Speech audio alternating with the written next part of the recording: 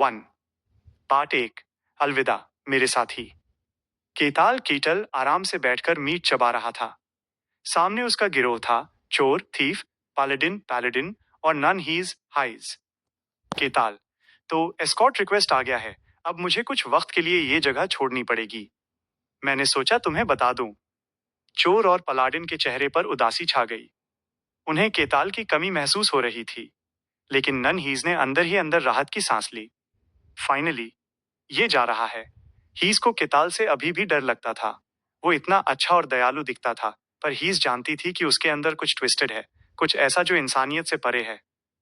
His दुख दिखाने की एक्टिंग करते हुए, अफसोस केताल, हमें लगा था और भी कई एडवेंचर्स एडवेंचर्स साथ में करेंगे। केताल उन सबका चेहरा देखकर इमोशनल हो गया। केताल मन ही मन, हाँ, यही होते हैं असली कॉमराड, जो मेरे जाने पर अफसोस जता रहे हैं। केताल मुस्कुराते हुए, चिंता मत करो। किस्मत अजीब चीज है, हम जरूर मिलेंगे, एक न एक दिन। ये सुनकर हीस का दिल डूब गया। मिलेंगे?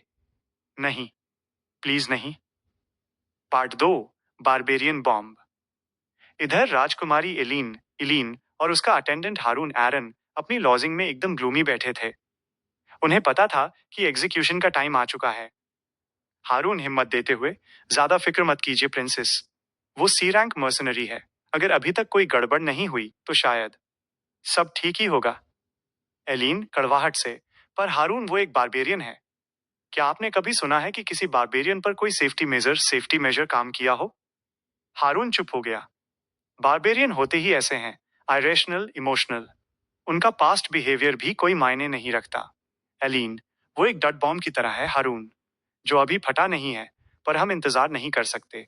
स्लो डेथ से बेहतर है कि हम इस बॉम्ब के साथ ही रिस्क लें। हारून ने सिर झुका लिया। एलीन ने अपनी आंखें पोंछी। एलीन, चलो हारून, अब चलते हैं। पार्ट 3 कैंपिंग का खौफ। वो दोनों मारे हुए लाइव स्टॉक की तरह टेरिटरी के बाहर पहुंचे। वहां उनका विशाल मर्सनरी केताल पहले से खड़ा था। केताल खुशी से, आ गए? चलो, अब चलते हैं। सफर लंबा है। केताल आगे चलने लगा। वह बहुत खुश था। पहली बार इतने बड़े दुनिया को देखेगा। वो ये सफर जल्दी खत्म नहीं करना चाहता था, पर एलीन और हारून ने उससे बहुत ज्यादा दूरी बनाकर रखी। केताल पीछे पलटकर, खतरा नहीं लगता क्या? थोड़ा नजदीक आ जाओ। एस्कॉर्ट तभी काम करेगा जब मैं पास रहूंगा।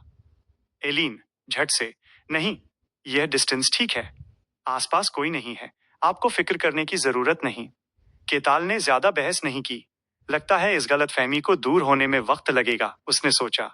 कुछ घंटों बाद रात हो गई। केताल ने कैंप लगाने के लिए एक जगह चुनी। केताल, हम यहीं रात गुजारेंगे, ठीक है? एलीन घबराकर, का क्या? उसका हाथ तुरंत अपनी छाती की तरफ चला गया। केताल हंसा और अपने कमर पर बंधे एक छोटे से चमड़े के लेदर पाउच में हाथ डाला। जूम। उस छोटे से पाउच से एक बहुत बड़ा कपड़ा टेंट बाहर निकला। एलीन और हारून की आंखें फटी रह गईं। हारून, ये आर्टिफैक्ट है?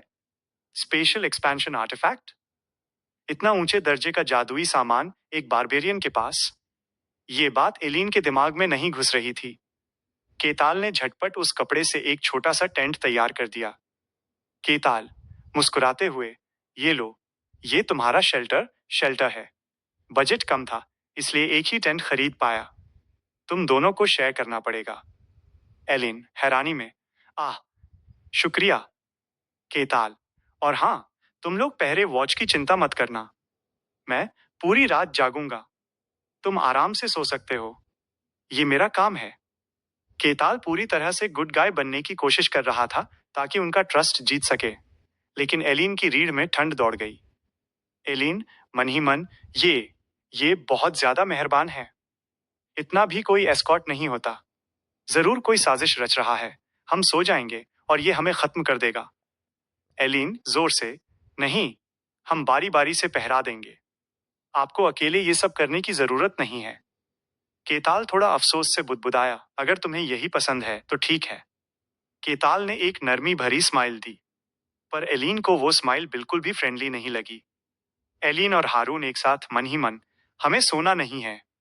और इस तरह अपनी ही गलतफहमी और डर के बीच राजकुमारी और उसके अटेंडेंट ने जागते हुए खौफ के साए में अपनी पहली रात गुजारी, जबकि उनका बारबेरियन एस्कॉर्ट केताल सच में बस अच्छा बनने की कोशिश कर रहा था।